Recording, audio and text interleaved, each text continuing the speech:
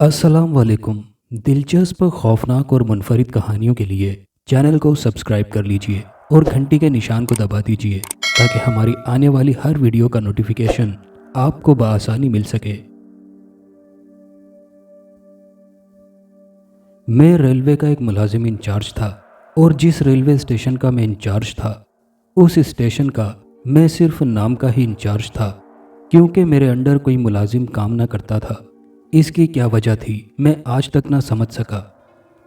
ये छोटा सा एक गुमनाम स्टेशन था। ये उस वक्त की बात है जब पाकिस्तान को बने अभी कोई 1 बरस का अरसा बीता होगा, इसलिए कि स्टेशन पर दिन में कोई इक्का दुक्का ही गाड़ी आती थी। रेलवे स्टेशन की बोसीदा 4 दीवारी के पीछे मेरा क्वार्टर था जिसमें मैं गुमनामी की ज़िंदगी बसर कर रहा था।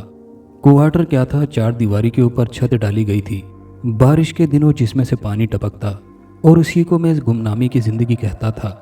स्टेशन की 4 दीवारी से चंद फरलांग के फासले पर रेलवे फाटक था जो कभी कभी गाड़ी की आमदोरफ्त के बाइस मुझे बंद करना पड़ता था, जिसके बंद करने से कोई फ़ायदा ना था और ना ही नुकसान। फाटक क्रॉस करके गाड़ी चंद मिनट नहीं बल्कि चंद सेकंड तक रुकती थी। गाड़ी रुकने के बावजूद कोई शख्स आज तक उस स्टेशन पर ना उतरा था, जबकि मुझे इस स्टेशन पर मुलाजमत करते हुए 20 से 22 साल का अरसा बीत चुका था और मैं इस पर पाकिस्तान बनने से भी पहले का मुलाजमत करता था। ये रेलवे स्टेशन पहले हिंदुस्तान हुकूमत के पास था और फिर पाकिस्तान बनने के बाद ये पाकिस्तान हुकूमत के एरिया में आ गया था। पाकिस्तान बनने के बावजूद मुझे तनख्वाह बराबर मिलती रहती थी, जो कि बजरिया कोरियर मुझ तक पहुंचती रहती थी। स्टेशन की बोसीदा 4 दीवारी के पीछे मेरा इकलौते कमरे वाला क्वार्टर और क्वार्टर के सामने पुराना कब्रिस्तान, ऐसा कब्रिस्तान जिसकी 4 दीवारी तक न थी, जिसमें रात के वक्त कुत्तों और गीदड़ों के भौंकने और चिल्लाने की आवाज़ें आती थीं। जा बजा टिंडमुंड दरख्तों के सिलसिले दूर तक फैले हुए थे, जिन पर रात होते ही उल्लू चिंघाड़ने लगते और इससे माहौल भी काफ़ी पुरअसरार हो जाता था।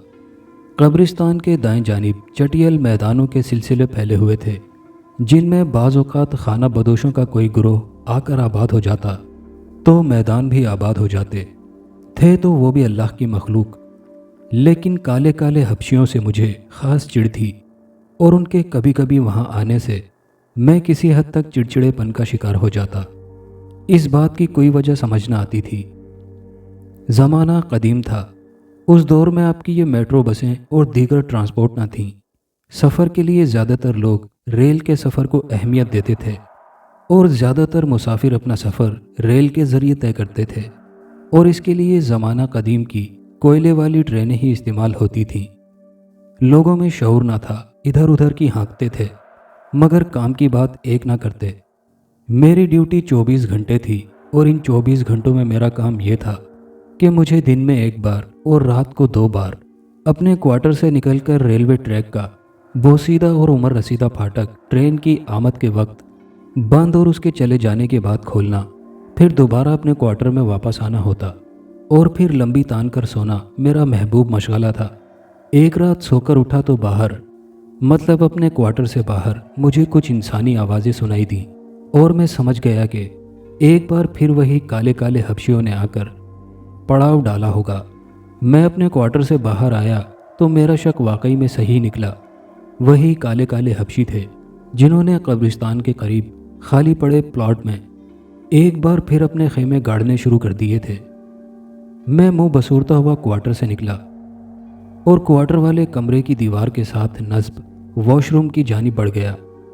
अच्छे से मुंह हाथ धोया और फिर वापस अपने क्वार्टर में आ गया और एक जानिब रखे किचन के मुख्तसर सामान की जानिब बढ़ गया। मैं अपना नाश्ता और खाना वगैरह खुद ही बनाता था। अपने लिए नाश्ते में 2 पराठे बनाए और उन्हें चाय के साथ खाने बैठ गया। इस दौरान मैं मुसलसल घड़ी की जानिब भी देख रहा था और वक्त का तयन भी कर रहा था। नाश्ते वगैरह से फारिग होने के बाद मैं अपने क्वार्टर से बाहर आ गया और अपने कदम स्टेशन की जानिब बढ़ा दिए। स्टेशन पर पहुंचकर मैंने रोज़ नामचे में हाजिरी लगाई और फिर इधर उधर घूम फिर कर सैर सपाटा करने लगा। काफ़ी देर तक मैं यूं ही टाइम पास करता रहा। फिर हैंड वॉच में टाइम देखा, गाड़ी आने में चंद मिनट बाकी थे। मैंने अपने कदम आहिस्ता आहिस्ता रेलवे फाटक की जानिब बढ़ा दिए।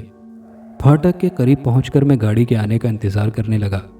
कुछ देर बाद दूर से गाड़ी के इंजन की गड़गड़ाहट गूंजी तो मैंने जल्दी से फाटक के भारी लोहे के बोसीदा दरवाजे बंद कर दिए और फिर गाड़ी के आने और फिर गुजर जाने का इंतज़ार करने लगा। कुछ देर बाद गाड़ी आई और गाड़ी के गुजर जाने के बाद मैंने फाटक खोल दिया और कदम अपने क्वार्टर की जानिब बढ़ा दिए। क्वार्टर से कुछ दूर ही मैंने देख लिया कि वही खाना बदोश अपने लिए आर्जी रिहाइशगाह का इंतज़ाम कर चुके थे। मैंने उनकी जानिब कुछ ख़ास तवज्जो न दी और अपने क्वार्टर के कमरों में आकर बिस्तर पर लेटकर अपने बारे में सोचने लगा। ज़िंदगी मुख्तसर होकर रह गई थी। क्या था मेरी ज़िंदगी में? कुछ रंगीनियाँ न थी। एक बेमज़ा सा शख्स था, ना बीवी, ना बाल बच्चे, ना माँ और ना ही बाप। पैदा होते ही माँ ने साथ छोड़ दिया। वालिद ने मनहूस करार देकर यतीम खाने में दाखिल करा दिया। यतीम खाने के मैनेजर ने एक शख्स से पैसे लेकर मुझे उसके हाथों फ़रोख्त कर दिया। क्या रह गया था मेरी ज़िंदगी में? बिकाऊ माल बन गया था, बिकाऊ माल। मैंने रो रो कर आंखों के आंसू तक खुश कर लिए थे। आखिरकार मेरे मालिक ने मुझे ख़रीदने वाले को न जाने मुझ में क्या नज़र आया और उसने तरस खाकर मुझे एक सरकारी स्कूल में दाखिल करा दिया। पहला टाइम स्कूल में गुजरता और बाकी टाइम मालिक के साथ उसकी दुकान में हाथ बटाता। मेरा मालिक मुझसे बहुत खुश था। उसका कोई बेटा न था। वो मुझे अपने बेटों की तरह अजीज़ रखता और मैं भी उसका एहतराम करता था। कभी मैंने अपने मालिक के साथ तल्ख कलामी न की और उसकी हर बात को सरेखम तस्लीम करता। मेरे 4th क्लास के इम्तिहान हुए और मैं इंतहाई अच्छे नंबर लेकर पूरे स्कूल में अव्वल आया और मुझे असातिज़ा की जानिब से काफ़ी इनामात भी मिले, जिनको देखकर मेरे मालिक का सर फ़ख्र से बुलंद हो गया। मेरे रिज़ल्ट के चंद रोज़ बाद ही मालिक की बीवी ने एक खूबसूरत बच्चे को जन्म दिया। मालिक ने नन्हे बच्चे का नाम मेरी मर्ज़ी के मुताबिक इफ्तिखार अहमद रखा। जितनी खुशी मेरे मालिक को हुई थी उससे कई ज़्यादा खुशी मुझे हुई थी। मालिक ने बच्चे की पैदाइश पर दिल खोल कर खर्च किया और अपने ख़जाने का मुंह गरीब गुरबा लोगों पर खोल दिया और खैरात की देगें पकने लगी। मालिक इफ्तिखार अहमद की पैदाइश पर काफ़ी खुश हुआ। वक्त आहिस्ता आहिस्ता गुजरता चला गया और उस मालिक का बेटा इफ्तिखार अहमद बड़ा होता चला गया। इफ्तिखार के 6 साल के होते ही मैंने मैट्रिक भी अच्छे नंबरों से पास कर लिया। मेरे मैट्रिक मुकम्मल करते ही मेरे मालिक दिन रात मेरे बारे में फ़िक्रमंद रहने लगे और मेरे मुस्तकबिल के बारे में परेशान रहने लगे और मेरे लिए नौकरी की तलाश में मारे मारे फिरने लगे। और फिर एक दिन उन्होंने मुझे सुबह ही सुबह कहा, इकराम बेटा, जल्दी से तैयार हो जाओ, जाना है कहीं। कहाँ जाना है मालिक? मैंने पूछा। ये मालिक मालिक ना कहा कर मुझे। मैं मालिक नहीं हूँ, बाप हूँ तेरा। बेटा है तू मेरा। आइंदा ऐसे अल्फाज इस्तेमाल मत करना। अंकल कह दिया कर मुझे। ठीक है अंकल, मैंने कहा। लेटर आया है, इंटरव्यू है तेरा। अब देर मत कर और जल्दी से जाकर तैयार हो, वक्त निकलता जा रहा है। अंकल ने घड़ी में वक्त देखते हुए कहा। मैं दौड़कर अपने कमरे में चला गया और जल्दी से तैयार होकर बाहर आ गया। अंकल बाहर मेरा ही इंतज़ार कर रहे थे। मैंने बाहर निकलते ही कहा, चले अंकल। जी बेटा। तांगे वाले अंकल हमारे इंतज़ार में ही खड़े हैं। अंकल ने एक जानिब इशारा करते हुए कहा और अपने कदम तांगे की जानिब बढ़ा दिए। ये उस वक्त की बात है जब मोटर गाड़ियाँ कदरे आम न थीं और सफ़र के लिए ज़्यादातर तांगे ही चला करते थे। मैं भी आहिस्ता आहिस्ता चलता हुआ अंकल के साथ तांगे में सवार हो गया। कोचवान ने हमारे बैठते ही घोड़े को चाबुक लगाई और घोड़ा हवा से बातें करने लगा। कुछ देर में हम अपनी मतलूबा जगह पर पहुंच गए। काफ़ी देर बाद हमारी बारी आई तो मैं और अंकल उठकर मतलूबा कमरे में पहुंच गए। काफ़ी देर तक मैं और अंकल इंटरव्यू वाले कमरे में रहे और जब बाहर निकले तो मेरे और अंकल के चेहरे पर एक हल्की सी मुस्कान थी। मुझे अपने ही एरिया में रेलवे स्टेशन पर बतौर इंचार्ज सेलेक्ट कर लिया गया था। काफ़ी अरसे तक मैं अपने ही एरिया में इंचार्ज का काम सरंजाम देता रहा और फिर मेरा ट्रांसफ़र एक दूर दराज के इलाके इकबाल नगर में हो गया, जो कि ना सिर्फ हमारे घर से काफ़ी दूर था बल्कि हमारे सूबे से भी काफ़ी दूर था। इधर मेरे ट्रांसफ़र के आर्डर आए और उधर अंकल भी काफ़ी अलील रहने के बाइस खाली के हकीकी से जा मिले। ये सानेहा मेरे लिए ऐसा था جیسے میرا سگا باپ مر گیا ہو۔ مجھے اپنے سگے باپ کے مرنے پر اتنا افسوس نہ ہوتا جتنا مجھے میرے سوتیلے باپ یا انکل کے وفات پر ہوا تھا۔ میں نے خود کو بہت حد تک سنبھالے رکھا۔ انکل کو سپرد خاک کرنے کے بعد میں نے گھر کو خیر بات کہا اور اپنے ٹرانسفر والے نیو ایریا میں آ کر سیٹل ہو گیا۔ وہ دن اور آج کا دن میں واپس انکل کے گھر کبھی نہ گیا، کیونکہ وہاں جگہ جگہ انکل کی یادیں بستی تھیں۔ میں کوارٹر کے بستر پر پڑا اپنے بارے میں سوچ رہا تھا کہ اچانک مجھے گاڑی کی گڑگڑاہٹ سنائی دی اور پھر ایک مردانہ چیخ بھی سنائی دی تو میرے چہرے پر ہوائیاں اڑنے لگیں اور میں بستر سے اٹھا اور باہر کی جانب قدم بڑھا دیے۔ کمرے سے باہر نکلتے ہی مجھے ریلوے پھاٹک کے قریب کچھ انسان اکٹھے ہوتے ہوئے دکھائی دیے۔ اللہ خیر کرے، میں منہ ہی منہ میں بڑبڑاتا ہوا ان لوگوں کی جانب بڑھنے لگا اور جا کر کچھ درمیان میں ان کے قریب کھڑا تھا۔ ان کے قریب پہنچتے ہی آگے کا منظر دیکھتے ہی میری چیخ نکلتے نکلتے رہ گئی۔ آگے کا منظر اس قدر خوفناک تھا کہ کسی انسان کا خوفزدہ ہونا لازمی امر تھا۔ ایک شخص ریلوے پھاٹک کراس کرتے ہوئے تیز رفتاری سے آنے والی پیسنجر ٹرین کے نیچے آ کر کچلا گیا تھا۔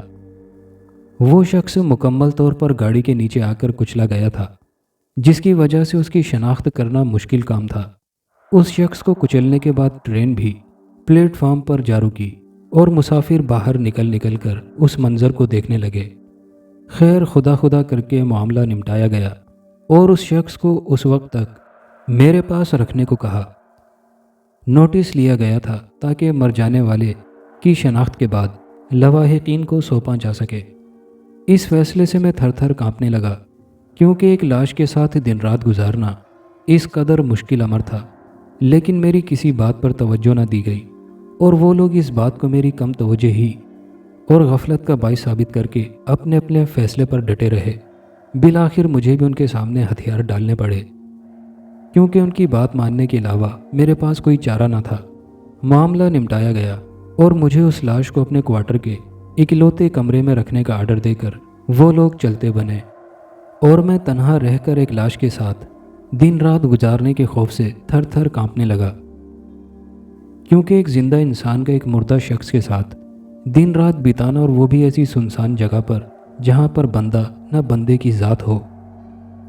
ان کے جانے کے بعد میں نے خانہ بدوشوں سے ایک چادر لی اور اس میں نے اس لاش کو مکمل طور پر پیک کرنے کے بعد خانہ بدوشوں کی مدد سے اپنے کوارٹر میں رکھا اور پھر اپنے مختلف امور سر انجام دینے لگا۔ مختلف امور یعنی پیٹ کی آگ بجھانے کے لیے میں نے کھانے پینے کا بندوبست کرنا شروع کر دیا۔ خدا خدا کر کے دن گزرا اور رات کے سائے ارد گرد منڈلانے لگے۔ میں واپس اپنے کوارٹر میں آ گیا اور کھانا کھانے کے بعد سونے کی کوشش کرنے لگا۔ کمرے میں لاش کی موجودگی کی وجہ سے نیند بھی آنکھوں سے کوسوں دور تھی، مگر آخرکار نیند کی دیوی مجھ پر مہربان ہو گئی اور میں نیند کی وادیوں میں گم ہوتا چلا گیا۔ آنکھ حسب معمول صبح 9 بجے ہی کھلی۔ رات کافی پرسکون گزری، کوئی غیر مرئی رد عمل نہ واقع ہوا اور اس سے میرا کافی حوصلہ بڑھا۔ میں جلدی سے بستر سے اترا، کیونکہ چند لمحوں کے بعد گاڑی آنے والی تھی۔ نہا دھو کر ناشتہ کیا۔ ناشتے سے فارغ ہونے کے بعد میں نے ایک نظر لاش کی جانب ڈالی تو میرے رونگٹے کھڑے ہو گئے، کیونکہ میں نے جس جگہ لاش کو رکھا تھا لاش اب اس جگہ سے کافی پرے پڑی ہوئی تھی اور چادر کی گانٹھ بھی ایسا محسوس ہو رہا تھا جیسے کسی نے کھولا ہو۔ کافی دیر تک میں اس بات پر غور کرتا رہا اور پھر اس بات کو اپنا وہم قرار دے کر سر کو جھٹکا، کیونکہ میں کوارٹر کے دروازے کو اندر سے بند کر کے سویا تھا اور صبح کو اٹھ کر میں نے ہی دروازے کو دوبارہ کھولا۔ اس بات سے کسی کے اندر آنے کے امکانات بھی کافی کم تھے۔ میں نے اس بات کو اپنا وہم سمجھا اور پھر کوارٹر سے باہر نکل کر میں نے کوارٹر کے کمرے کو لاک کر دیا اور پھر اسٹیشن کی جانب چل پڑا۔ چند لمحوں میں اسٹیشن پر پہنچ چکا تھا۔ میرے اسٹیشن پر پہنچتے ہی تھوڑی ہی دیر میں گاڑی کے انجن کی گڑگڑاہٹ گونجی اور میں ریلوے پھاٹک کی جانب بڑھ گیا۔ پھاٹک کے بوسیدہ گیٹ کو بند کیا، گاڑی آئی اور گزر گئی تو میں نے ایک بار پھر پھاٹک کا بوسیدہ گیٹ کھولا اور اپنے کوارٹر کی جانب بڑھ گیا اور بستر پر لیٹ کر اپنے بارے میں سوچنے لگا۔ کوئی خاص بات تو تھی نہیں، یہی سوچ رہا تھا کہ کس طرح انکل کے مرتے ہی ان کے بیٹے نے آنکھیں موند لیں ऐसे जिस तरह बिल्ली को देखते ही कबूतर आंखें मूंद लेता है।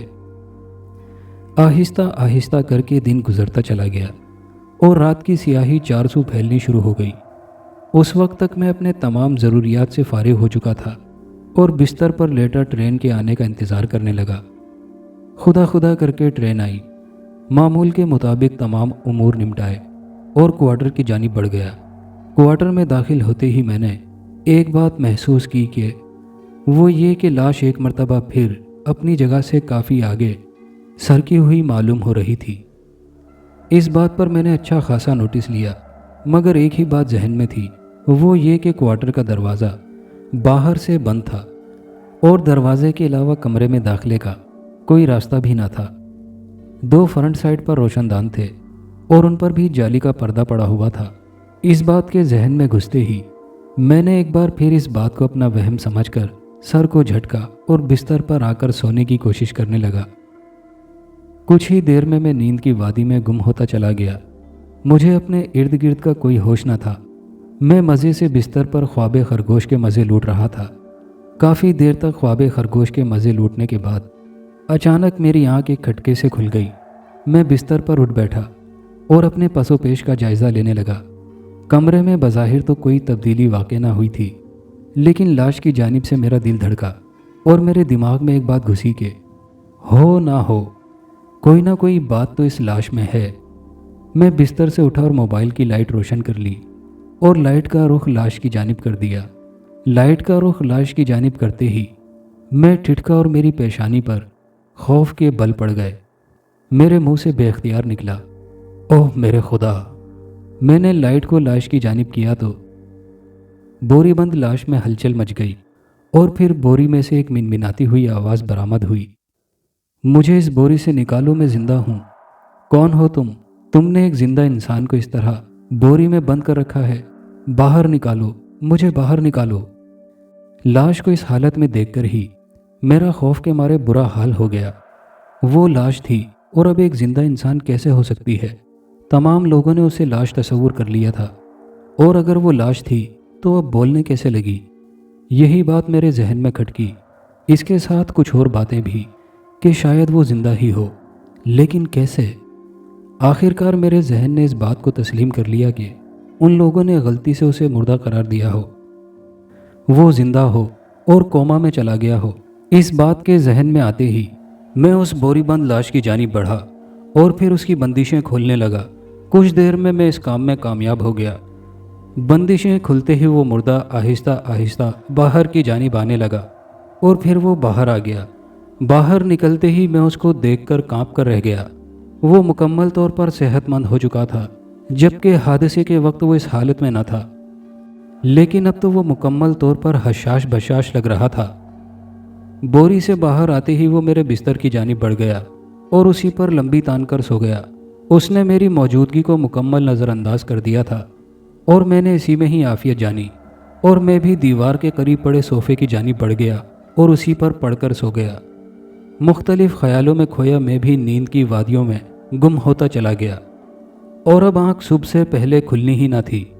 इत्मीनान से सोया भरपूर नींद के बाद 9 बजे आँख खुली तो रात के वाक़यात मेरे जहन में ताज़ा होने लगे, और मैंने झट से अपने बिस्तर की जानिब देखा तो मज़े से वो लंबी ताने टांगे फैलाए सो रहा था।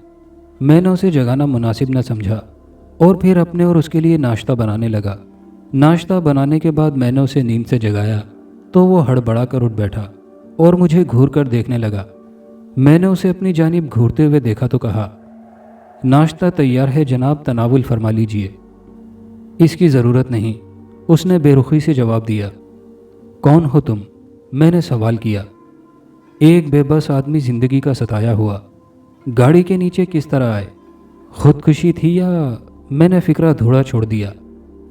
हादसा था। मैं अपने आप में मगन जा रहा था कि गाड़ी ने कुचल दिया। गाड़ी के कुचलने के बाद तुम जिंदा कैसे हो? मारने वाले से बचाने वाला बड़ा होता है। घर कहाँ है तुम्हारा? किसका? तुम्हारा और किसका? मेरा कोई घर नहीं। रहते कहाँ हो? अल्लाह की ज़मीन है, कहीं भी रात बसर कर ली जाए। अब क्या इरादा है? किसके बारे में? कहाँ जाओगे? कुछ अरसा तुम्हारे साथ रहूँगा और फिर चलता बनूँगा। لیکن میرے پاس کیوں؟ ویسے ہی اب کوئی ٹھکانہ جو نہیں ہے تمہارے علاوہ۔ ٹھیک ہے میں چلتا ہوں، گاڑی آنے میں چند منٹ پڑے ہیں، اوکے؟ یہ اوکے کیا ہوتا ہے؟ عجیب آدمی ہو۔ اوکے کا مطلب معلوم نہیں؟ نہیں معلوم۔ پڑھنا لکھنا جانتے ہو یا نرے بدھو ہو؟ پڑھا ہی نہیں ہوں، ورنہ اوکے کا مطلب نہ پوچھتا۔ اتنی باتیں تو کر لی ہیں مگر ابھی تک ایک دوسرے کے نام تک نہیں جانتے۔ نام بھی نہیں بتایا تم نے۔ تو تم نے کون سا بتا دیا ہے؟ ویسے میں بے نام ہوں۔ بے نام سے کیا مراد ہے؟ جس کا کوئی نہ ہو۔ اور تمہارا کوئی نام نہیں؟ ہاں، لیکن کیوں؟ والدین نام رکھنے سے پہلے ہی چل بسے۔ اوہ ہو، اس طرح تم بے نام ہوئے۔ لیکن میرا نام تو ہے۔ تو بتا دو بھائی۔ اکرام کہتے ہیں مجھے۔ ٹھیک ہے بھیا اکرام، تم جاؤ، واپس آ کر گپے ہانکیں گے۔ اچھا میں چلا۔ یہ کہہ کر میں اسٹیشن کی جانب چل پڑا۔ اسٹیشن پہنچنے کے چند منٹ بعد گاڑی آئی اور گزر گئی۔ روزمرہ کے امور سر انجام دینے کے بعد میں واپس کوارٹر چل پڑا۔ کوارٹر پہنچنے کے بعد میں بے نام کے ساتھ گپے ہانکنے لگا۔ دن گزرتے چلے گئے اور ہم بھی وقت کے دھارے کے ساتھ چلے جا رہے تھے۔ ان دنوں ایک واقعہ پیش آیا۔ صبح کی گاڑی گزرنے کے بعد میں اپنے کوارٹر کی جانب جا رہا تھا۔ میں کوارٹر سے ابھی خاصے فاصلے پر تھا۔ مجھے کوارٹر کے باہر اور ارد گرد لوگوں کا ہجوم نظر آیا۔ یہ وہی خانہ بدوش تھے۔ انہیں کوارٹر کے قریب دیکھ کر میرا پارا ہائی ہو گیا اور دماغ میں مختلف خیالات چکرانے لگے۔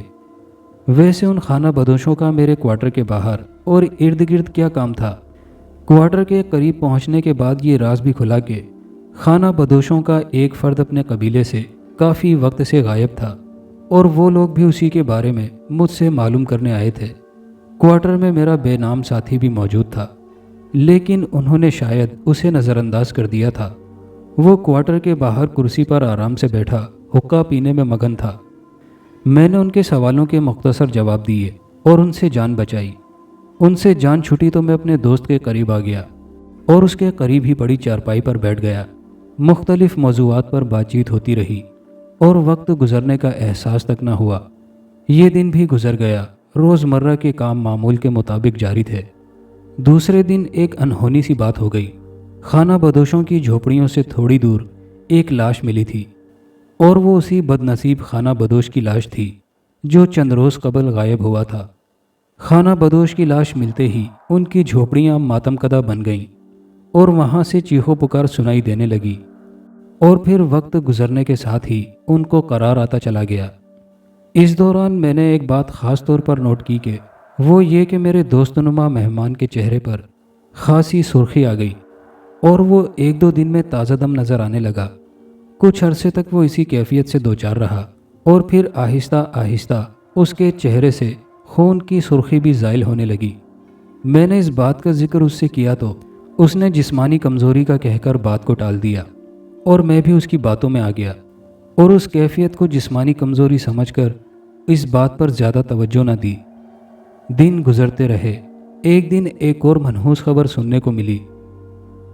خانہ بدوشوں کا ایک آدمی پھر سے غائب ہو گیا اور کچھ دن بعد اس کی لاش بھی پہلے والے کی طرح ہی ملی۔ اب تو خانہ بدوشوں میں بھی خوف کی ایک لہر چھا گئی۔ وہ بھی یہاں سے کوچ کرنے لگے۔ چند دن کے عرصے میں خانہ بدوش یہاں سے کہیں اور کوچ کر گئے اور وہ میدان ایک مرتبہ پھر ویران اور بیابان ہو گیا۔ خانہ بدوشوں کو کوچ کیے کوئی ایک ہفتے کی مدت گزری ہوگی۔ ان کے وہاں سے کوچ کرتے ہی میرا مہمان بھی کچھ دن میں سوکھ کر کانٹا ہوتا چلا گیا۔ ایک بات میرے دماغ میں نہیں گھس رہی تھی کہ بے نام کا ان لاشوں سے کیا تعلق ہے۔ لاش ملتے ہی میرے مہمان میں ایک دم سے چستی سی بھر جاتی تھی اور پھر کچھ عرصے بعد وہ پھر سے سوکھ کر کانٹا ہوتا چلا جاتا۔ کیا وجہ تھی اس میں؟ میری تو سمجھ میں نہ آ رہا تھا اور میں نے اس بات کو اپنا وہم قرار دے کر جھٹلا دیا۔ دن بہ دن بے نام سوکھ کر کانٹا ہوتا چلا گیا اور پھر ایک دن چارپائی سے اٹھ نہ سکا۔ میں اس کو اس حال میں دیکھ کر بے چین ہو جاتا۔ میرے ذہن کو کچوکے لگنے لگتے اور میں دماغی مریض بن جاتا اگر یہ راز مجھ پر نہ کھلتا، ورنہ کیا ہوتا میں نہیں جانتا تھا۔ ہوا کچھ یوں کہ میں ایک دن کام سے واپس آیا تو مہمان کو کمرے میں ٹہلتا ہوا پایا۔ وہ کمزوری سے ادھر ادھر چل رہا تھا اور نہ جانے کیا سوچے جا رہا تھا۔ میں نے اس کو کھانا کھلایا، خود بھی کھایا اور اس کو بستر پر سلانے کے بعد میں بھی ایک طرف رکھے صوفوں میں ایک طرف ہو کر لیٹ گیا اور سونے کی کوشش کرنے لگا۔ تھوڑی دیر ادھر ادھر کروٹیں لینے کے بعد میں نیند کی وادیوں میں گم ہوتا چلا گیا اور اپنے ارد گرد سے بے خبر سکون کی نیند سوتا رہا۔ نیند ایسی چیز ہے جو کہ سولی پر بھی آ جاتی ہے، اور میں تو نرم نرم صوفے پر دراز تھا۔ صبح معمول کے مطابق آنکھ کھلی تو کیا دیکھتا ہوں، میرا مہمان بستر پر چوکڑی مارے آرام سے بیٹھا نہ جانے کیا سوچ رہا تھا۔ مجھے اٹھتا دیکھ کر بستر سے اترا اور میری جانب بڑھنے لگا۔ انداز ایسا تھا جیسے روبوٹ ہو۔ میرے قریب آ کر اس نے ایک نازیبہ حرکت کی اور میری گردن کو سر لگا دیا۔ مجھے اس کا انداز پراسرار سا لگا اور میں اس بارے میں سوچ ہی رہا تھا کہ اچانک مجھے ایسا محسوس ہونے لگا جیسے ابھی وہ میری گردن میں دانت گاڑ دے گا۔ میں دوسرے لمحے تڑپ کر اس سے دور ہو گیا اور اس کے چہرے کی جانب دیکھنے لگا۔ او میرے خدا، اس قدر بھیانک چہرہ جو کہ بیان سے باہر ہے۔ لمبے نوکیلے دانت منہ سے باہر نکلے ہوئے تھے اور ان پر ہلکی ہلکی خون کی آمیزش بھی تھی۔ تو کیا میرا یقین سچ تھا اور وہ واقعی میں ایک بدروح تھی، ایک خونخوار ڈریکولا؟ او میرے خدایا! میں نے اس کی شکل کو دیکھتے ہی قریب پڑی میز سے گلدان اٹھا لیا اور اس کی کھوپڑی پر جڑ دیا، اور اگلا منظر دیکھتے ہی میں مزید کانپ اٹھا۔ گلدان لگتے ہی اس کی کھوپڑی اڑ کر ایک جانب جا گری اور وہ کہا لگاتے ہوئے میری جانب بڑھنے لگا۔ میں یہ منظر دیکھتے ہی دہشت سے کانپ اٹھا اور چیخ مار کر دروازے کی جانب بڑھا، لیکن دروازے کی جانب گھومتے ہی میرا سانس رک گیا اور میں گھوم گھوم کر ادھر ادھر دیکھنے لگا۔ او میرے خدایا، یہ کس مشکل میں پھنس گیا ہوں۔ کمرہ چاروں جانب سے مکمل طور پر بند تھا اور دروازہ نام کی کوئی چیز نہ تھی۔ یہ میں کس جال میں پھنس گیا ہوں۔ وہ بنا کھوپڑی کے میری جانب بڑھنے لگا اور میں خوف و دہشت سے کانپ رہا تھا۔ میری جانب بڑھتے ہی اس کی کھوپڑی اپنے آپ اوپر کو اٹھی اور پھر اس کے دھڑ پہ آ کے جم گئی۔ یہ منظر دیکھتے ہی میں مزید خوفزدہ ہو گیا، زبان تک گنگ ہو گئی۔ آیتیں پڑھنی چاہی تو زبان تھی کہ اپنی جگہ سے ہل نہ رہی تھی۔ چند منٹ کے وقفے کے بعد وہ میرے قریب پہنچ چکا تھا کہ اچانک ایک خیال بجلی کے کوندے کی طرح میرے ذہن میں لپکا اور میں بستر کے ساتھ رکھے میز کی جانب بڑھ گیا۔ میز کے قریب پہنچ کر میں نے اس کی دراز میں سے قرآن شریف نکالا اور اس کا رخ اس کی جانب کر دیا۔ رخ کرنے کی دیر تھی کہ قرآن شریف سے ایک شعاع نکلی اور بدروح کی جانب بڑھ گئی۔ اس روشنی کا بدروح پر پڑنا تھا۔ وہ ایک چیخ مار کر زمین پر گر گئی۔ زمین پر گرتے ہی اس کے جسم میں آگ بھڑک اٹھی، ایسی آگ جو نظر نہ آتی تھی، لیکن کمرے میں گوشت جلنے کی سڑاند پھیل گئی تھی۔ ایسی فضا میں ایک عام آدمی کا سانس لینا دوبھر تھا، اور میں بھی دوسرے لمحے چکرا کر گرا اور ہوش و حواس سے بیگانہ ہوتا چلا گیا۔ ہوش کی دنیا میں جب واپس آیا تو کمرہ پہلے کی حالت میں واپس آ چکا تھا، اور کمرے میں ٹرین حادثے میں مر جانے والی کی لاش پہلے کی مانند پڑی ہوئی تھی۔ میں جلدی سے فرش سے اٹھا اور پھر دروازہ کھول کر باہر نکل آیا۔ باہر کی ہوا میں کچھ دیر لمبے لمبے سانس لینے کے بعد میں دوبارہ کمرے میں واپس گیا۔ اس شخص کی لاش کا معائنہ کیا، وہ مر چکا تھا۔ اب میں نے ٹرنک میں سے ایک سفید کپڑا نکالا اور اس لاش کو بامشکل غسل دیا۔ قریب کے قبرستان میں کدال کی مدد سے ایک قبرنما گڑھا کھودا، اکیلے ہی نماز جنازہ ادا کی اور اس لاش کو اس قبرنما گڑھے میں دفنانے کے بعد دعائے مغفرت کی اور پھر اپنے کوارٹر کی جانب چل پڑا، ایک نئے عزم سے۔ یہ دن گزر گیا۔ دوسرے دن کی گاڑی سے میں شہر کی جانب چل پڑا اور اپنے ٹرانسفر کے تمام امور نمٹائے، اور پھر رات کی ٹرین سے واپس چل پڑا۔ بخیریت میں کوارٹر پہنچ گیا، اور کچھ دن بعد میری محنت رنگ لائی اور مجھے ایک لیٹر موصول ہوا جس میں میرے ٹرانسفر کے آرڈرز تھے۔ مجھے ایک ہفتے میں چوہان نگر میں ڈیوٹی نبھانے کے لیے بلایا گیا تھا۔ ایک ہفتے کے اندر اندر میں نے چوہان نگر میں ڈیوٹی جوائن کر لی۔ اب الحمدللہ اللہ کا بہت احسان ہے کہ میرا ٹرانسفر ایک آباد علاقے میں ہوا، اور میں اس بات پر بہت خوش تھا۔ اس واقعے کو گزرے آج کافی عرصہ بیت چکا ہے، لیکن آج تک دوبارہ کبھی ایسا واقعہ پیش نہیں آیا، اور میں اس بات پر بھی بہت خوش ہوں، اور کیوں نہ ہوتا۔ دوستو، کہانی اچھی لگی ہو تو کامنٹ باکس میں اپنی رائے کا اظہار ضرور کیجیے گا، اور آپ لوگوں سے گزارش ہے کہ ویڈیو کو زیادہ سے زیادہ شیئر اور لائک ضرور کیجیے گا۔ شکریہ۔